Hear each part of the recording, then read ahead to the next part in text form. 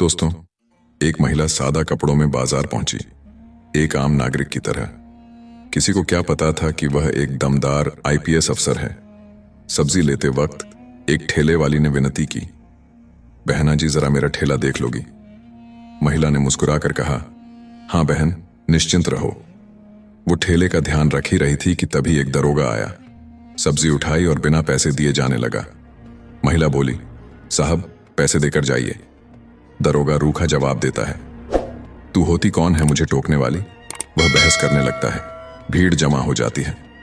महिला बार बार कहती है, यह जनता का ठेला है, यह नहीं चलेगा। और तभी वह दरोगा अपना आपा खो देता है और सबके सामने उस महिला को थप्पड़ मार देता है। लेकिन उसे नहीं पता था कि उसने जिसे थप्पड़ मारा वह कोई आम औरत नहीं, एक ईमानदार निडर आईपीएस अफसर है। और आगे जो हुआ उसे देखकर लोग दंग रह गए। आखिर उसके बाद क्या हुआ, यह जानने के लिए वीडियो को आखिर तक जरूर देखें। और अगर आप भी चाहते हैं कि ऐसी अवसर देश में हो तो इस वीडियो को लाइक करें, शेयर करें और चैनल को सब्सक्राइब करना ना भूलें। तो चलिए कहानी को शुरू से समझते हैं कि आखिर हुआ क्या था। शहर की भीड़भाड़ से दूर एक शांत और हरे भरे इलाके में सुबह की पहली किरण एक खूबसूरत बंगले पर पड़ रही थी। यह बंगला था शहर की सबसे युवा और चर्चित आईपीएस ऑफिसर काव्या सिंह का। बाहर से देखने पर यह बंगला किसी भी बड़े अधिकारी की ताकत और रुतबे की निशानी लगता था, लेकिन इसके अंदर की दुनिया बिल्कुल अलग थी। काव्या अपनी बालकनी में खड़ी उगते सूरज को देख रही थी। उसके हाथ में चाय का कप था, लेकिन उसका ध्यान कहीं और था। उसे अपने पिता की बातें याद आ रही थीं। उसके पिता एक मामूली स्कूल टीचर थे, जिन्होंने अपनी पूरी जिंदगी ईमानदारी और सिद्धांतों पर जी थी। वह अक्सर काव्या से कहते थे, बेटा, कुर्सी की ताकत इंसान को जमीन से दूर कर देती है। असली भारत फाइलों में नहीं, गलियों और बाजारों में बसता है। जब तक तुम आम आदमी के जूते में पैर डालकर नहीं चलोगी, उनकी तकलीफ कभी नहीं समझ पाओगी। आज काव्या ने फैसला किया था कि वह अपने पिता की इसी सीख को अपनाएगी। उसने अपने सभी ऑफिशियल प्रोग्राम कैंसिल कर दिए थे। आज वह आईपीएस ऑफिसर काव्या सिंह नहीं, बल्कि सिर्फ काव्या बनकर शहर को देखेगी। उसने अलमारी खोली और अपनी सख्त स्टार्च वाली वर्दी की जगह एक बिल्कुल साधारण सा हल्के नीले रंग का सूती सलवार सूट निकाला। बालों की सदी हुई छोटी की जगह उन्हें ढीला बांध लिया। पैरों में महंगी सैंडल की जगह आम सी चप्पलें पहन ली। उसने आईने में खुद को देखा। कोई उसे देखकर कह नहीं सकता था कि यह वही ऑफिसर है जिसके नाम से शहर के बड़े बड़े अपराधी कांपते थे। एक हल्की सी मुस्कान उसके चेहरे पर आई। आज का मिशन कुछ और ही था। उसने अपने सुरक्षा कर्मियों को सख्त हिदायत दी थी कि वे दूर रहेंगे, सादे कपड़ों में रहेंगे और तभी दखल देंगे जब वह इशारा करें। वह अपनी पुरानी स्कूटी निकालकर बंगले से बाहर निकल गई। शहर की सड़कों पर हवा उसके चेहरे से टकरा रही थी और उसे एक अजीब सी आजादी महसूस हो रही थी। वह उस तरफ जा रही थी जहां शहर का सबसे पुराना और भीड़ भाड़ वाला सब्जी बाजार लगता था। वही बाजार जिसकी शिकायतें अक्सर फाइलों में दबकर रह जाती थीं। बाजार में पैर रखते ही काव्या को एक अलग ही दुनिया का एहसास हुआ। हर तरफ शोर था, कोई चिल्ला रहा था, ताजा ताजा पालक ले लो। कॉमन प्लेसमेंट तो कोई गा रहा था, आलू प्याज RS किलो। हवा में धनिया, मिट्टी और मसालों की मिली जुली महक थी। औरतें मोलभाव कर रही थीं, बच्चे इधर उधर भाग रहे थे और जिंदगी अपनी पूरी रफ्तार से चल रही थी। काव्या धीरे धीरे चलते हुए लोगों को, उनके चेहरों को पढ़ रही थी। हर चेहरे पर एक कहानी थी, मेहनत की, उम्मीद की और कभी कभी थकान की। चलते चलते उसकी नजर एक छोटे से ठेले पर पड़ी। ठेले के पीछे एक अधेड़ उम्र की महिला बैठी थी, जिसके चेहरे पर चिंता और मेहनत की लकीरें साफ दिख रही थीं। उसका नाम था शांति देवी। शांति देवी का ठेला छोटा सा था, लेकिन उस पर सब्जियां करीने से सजी हुई थीं, जैसे कोई माँ अपने बच्चों को सजाती है। टमाटर ऐसे चमक रहे थे जैसे किसी ने उन्हें पॉलिश किया हो और धनिया की गड्डी से ताजगी की खुशबू आ रही थी।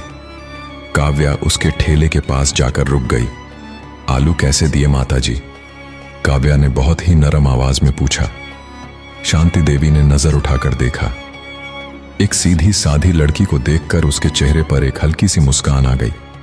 बस ₹20 किलो है बिटिया, तुम्हारे लिए अच्छा वाला तौल दूंगी। काव्या मुस्कुराई। वह शांति देवी से बातें करने लगी। बातों बातों में पता चला कि शांति देवी विधवा है और उसके 2 छोटे बच्चे हैं जिन्हें वह पढ़ा लिखा कर बड़ा आदमी बनाना चाहती है। वह सुबह 4 बजे मंडी जाती है, वहां से सब्जी लाती है और फिर दिन भर यहाँ ठेला लगाती है। उसकी बातें सुनकर काव्या का दिल भर आया। यह वह भारत था जो फाइलों में कभी नजर नहीं आता था। अचानक शांति देवी के चेहरे पर चिंता की लकीरें और गहरी हो गईं। उसने काव्या से कहा, बिटिया, एक छोटा सा काम करोगी? मेरा छोटा बेटा स्कूल से आने वाला है, लेकिन आज उसकी तबीयत ठीक नहीं है। मुझे पास वाली दुकान से उसके लिए दवा लानी है। क्या तुम बस 5 मिनट मेरे ठेले का ध्यान रख सकती हो? मैं दौड़ कर गई और आई। उसकी आंखों में एक ऐसी सच्चाई और भरोसा था कि काव्या मना नहीं कर सकी। उसे लगा शायद यही वह मौका है, यही वह परीक्षा है जिसके लिए वह आज घर से निकली थी। अरे माता जी, इसमें पूछने वाली क्या बात है? आप बिल्कुल फिक्र मत कीजिए, आराम से जाइए और अपने बेटे के लिए दवा ले आइए। मैं यहीं हूं, काव्या ने पूरी गर्मजोशी से कहा। शांति देवी की आंखों में कृतज्ञता के आंसू आ गए। भगवान तुम्हारा भला करे, बिटिया कहकर वह जल्दी से बाजार की भीड़ में ओझल हो गई।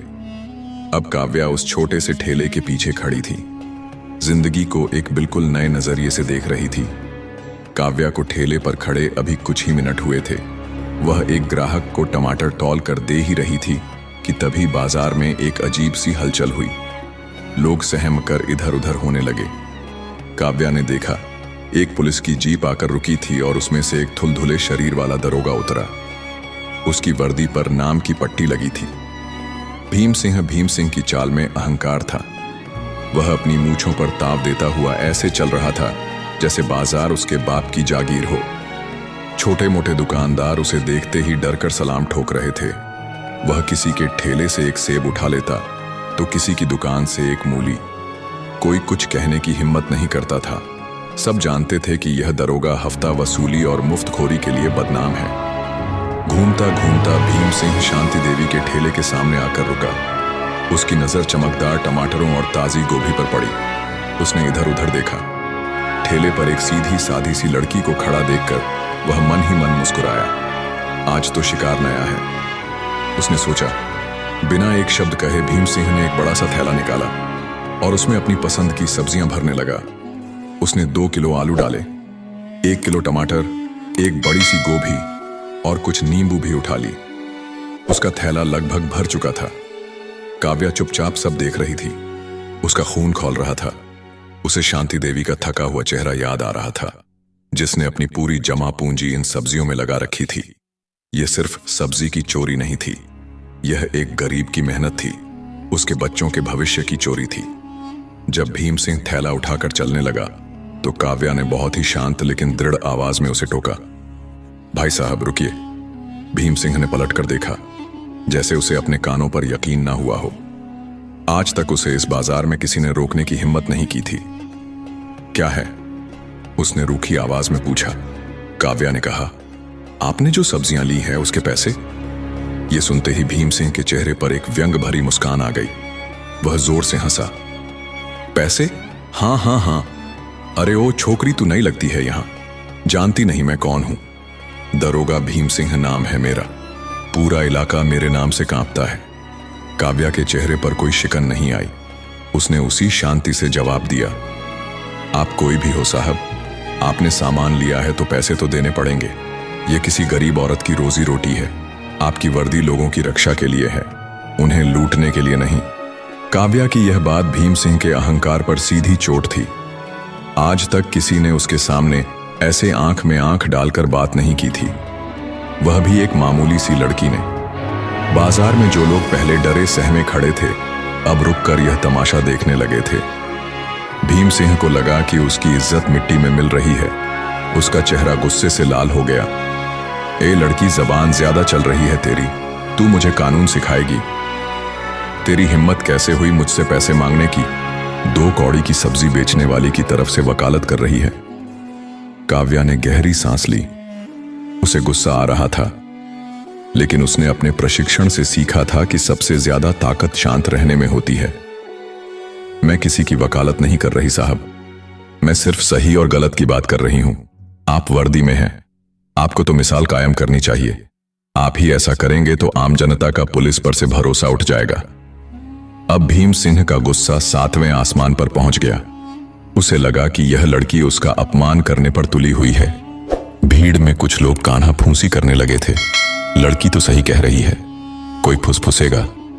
यह सुनकर भीम सिंह और भी आग बब